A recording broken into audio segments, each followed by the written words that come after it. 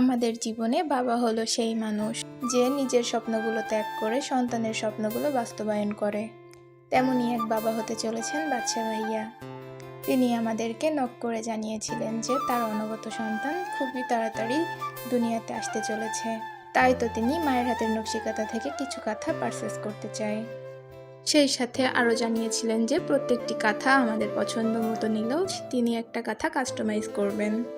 সেই কাঁথার মধ্যে লেখা থাকবে বাবার আদরের রাজকন্যা। আর মায়ের হাতের নকশিকাঁথা ভাইয়ার কথা মতো কাঁথাটা তৈরি করে ফেলেছেন। আর বাকি রইল 4 পিস কাঁথা। ওই যে ভাইয়া বলেছিল কাঁথাগুলো আমাদের পছন্দ মতো দিলেই হবে। আমাদের চয়েস করা প্রত্যেকটি কাঁথায় ভাইয়া খুবই পছন্দ করেছেন। আমাদের কাঁথাগুলো হাতে পাওয়ার পর ভাইয়া আমাদেরকে টেক্সট করেছিলেন যে যতটা আশা করেছিলেন তার থেকেও অনেক ভালো পেয়েছেন।